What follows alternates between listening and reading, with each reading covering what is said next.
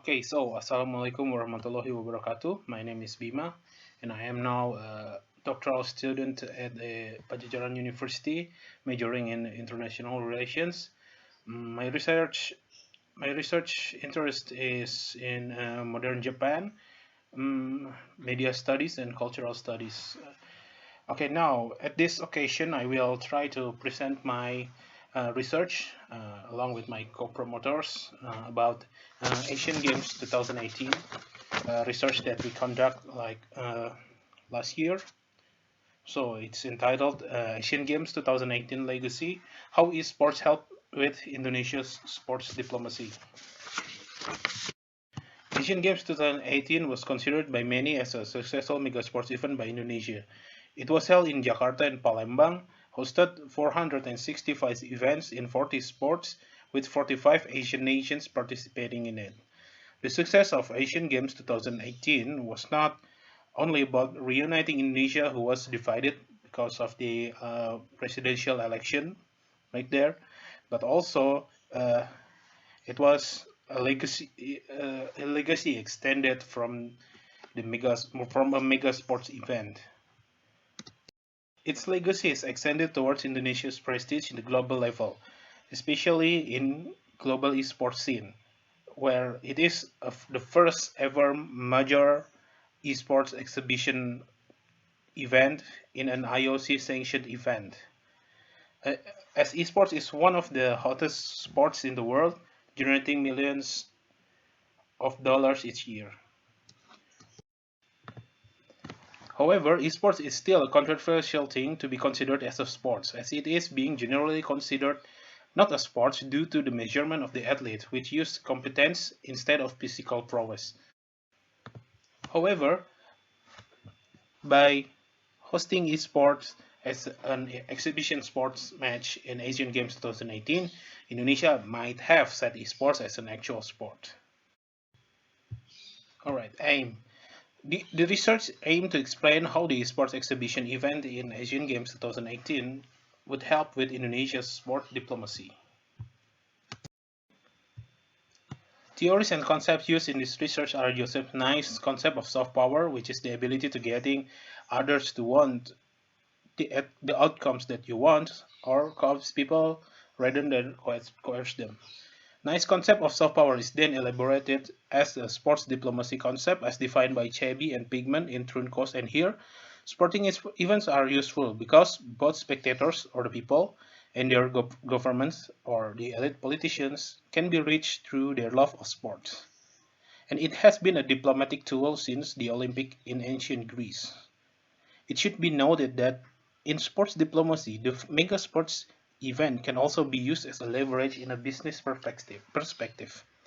In this research, sport diplomacy is formulated as a form of soft power that can give a leverage on Indonesia's image in the esports division and its relations with the IOC.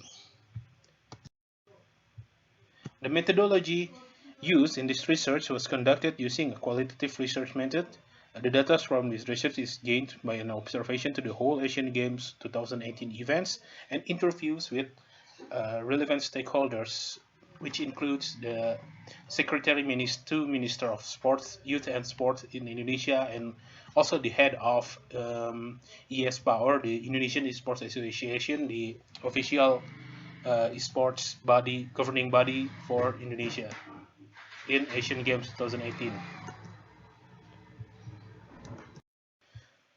For the results, based on the data compiled and having processing it through the theories and concepts, esports help with Indonesia's sports diplomacy by having them a comfortable position as a pioneer in global esports scene. It is all resulted from a success of bringing esports as an exhibition games in Asian Games 2018, an IOC-sanctioned event, bringing it closer to become an Olympic sport. Indonesia does have so many positive impacts by hosting the Asian Games 2018, either as a whole event or as a pioneer on conducting an IOC-sanctioned esports event. First of all is the success of Asian Games 2018 itself, from the majestic opening ceremony, the minimum complaints within the event itself, both from athletes and officials, and ended with the praises from around the world. Asian Games 2018 become a prestigious international event, as like the theory said that a successful multi-sports event could become something prestigious for nations. Then it kind of elevate their position in the international level. And what Indonesia did with esports in Asian Games 2018 gave them a sturdy position to see esports as a real sport. And among the esports federation in the world, Indonesia is being credited for that. It means that Indonesia is being acknowledged as the pioneer of esports, at least in Asia. Indonesia holds an important position in making esports as a legitimate sport for the Olympics. This is where Indonesia got their recognition and can be used for their sports diplomacy in the future. But talking about esports, of course, it's not only about sports, but also about technology, as esports is one of the important part of in the Industrial Revolution 4.0, as it it's during this COVID-19 time, it's already replacing the actual sport, because football club in England, they're using esports games of FIFA and do a tournament on it. And yeah, it's considered as a replacement for football for a while.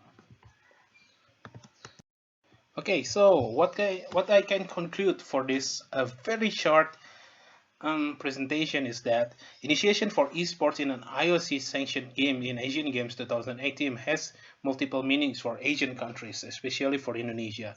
Both AACF, or Asian Electronic Sports Association, and Indonesia has managed to convince the IOC and the Olympic Council of Asia to sanction the exhibition of esports games in Asian Games 2018, creating an impression that esports is considered a sport due to its inclusion in such sanctioned multi-sport event.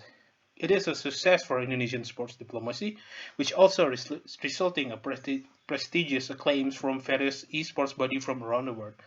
This praise is not only exclusive for Indonesia, but also to some extent Asia as a region with the rapid growth in esports. It is also worth to note that esports is one of the quickest growing business in both Asia and the world. It is one of the strongest aspects of Industrial Revolution 4.0. It is also it's a fact endorsed by the Indonesian government, as some of the officials says that esports is an important part of Revolution 4.0, Industrial Revolution 4.0, and its inclusion in such big events will boost them even further. It is indeed a big win for Indonesian government, especially for its sports diplomacy. Okay, I think that concludes my presentation on my quick presentation on my research. Okay, so thank you everyone.